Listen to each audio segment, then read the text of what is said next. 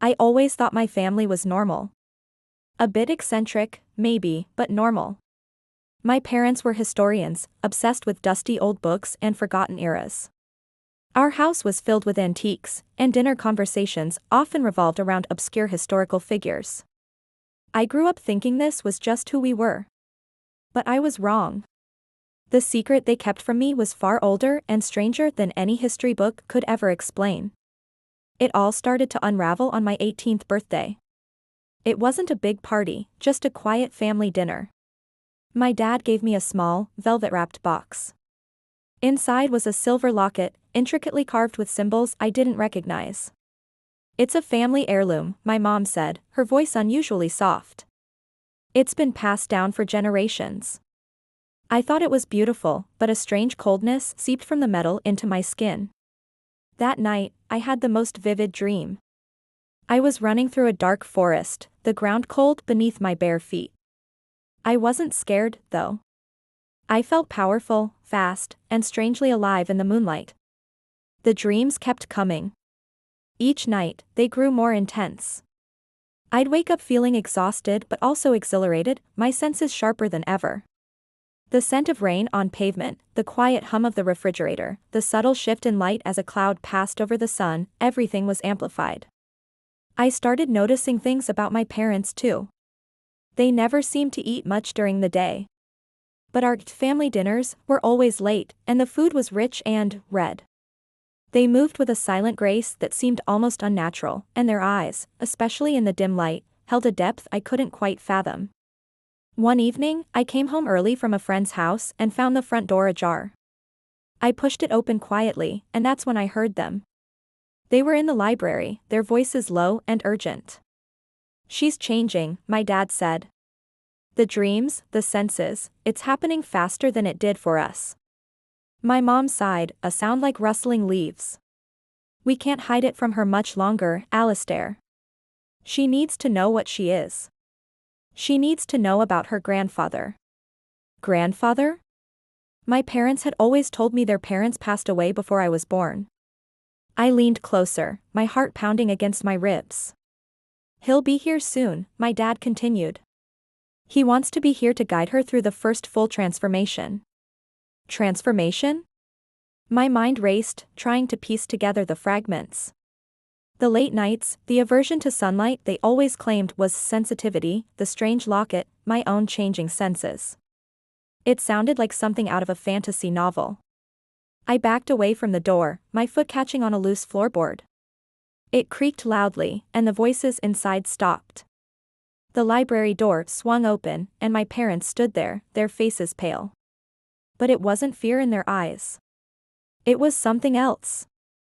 Resignation, and a hint of ancient sadness. "Cassandra," my mom said, her voice steady. "I think it's time we told you the truth about our family. And about your grandfather." They led me into the library, a room I'd spent countless hours in but was now seeing with new eyes. On the wall, behind a heavy tapestry, was a portrait I'd never seen before. It was of a man with striking features, dark hair, and eyes that seemed to follow me. He looked impossibly handsome and familiar. He was wearing my locket. "That's your grandfather, Lucian," my dad said. "He's very old. And he's the reason our family is different." They explained everything. Our lineage, stretching back centuries. They weren't just historians, they were living history. They were vampires. And so was I. The word hung in the air, electric and terrifying. It explained the dreams, the heightened senses, the insatiable feeling of hunger that had been growing inside me, a hunger I had been trying to ignore. It wasn't for food. It was for something else. Something vital. They told me they had tried to give me a normal childhood for as long as possible, away from the complexities and dangers of their world. But our nature couldn't be denied forever. My 18th birthday had triggered the final stage of my own transformation. The next few weeks were a blur of training and revelations.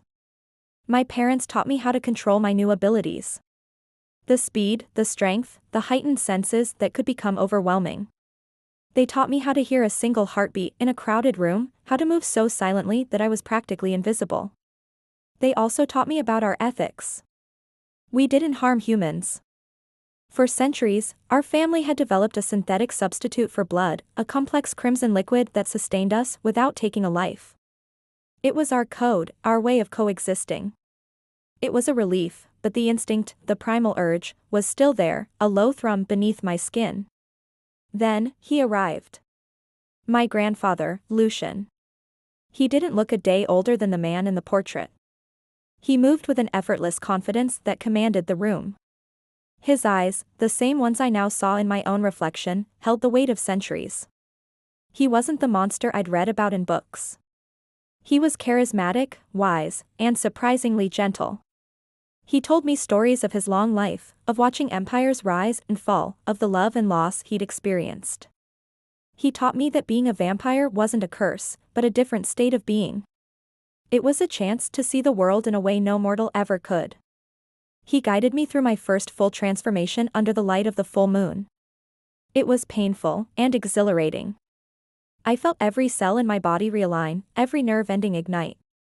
When it was over, I was no longer just Cassandra, the quiet girl who loved history.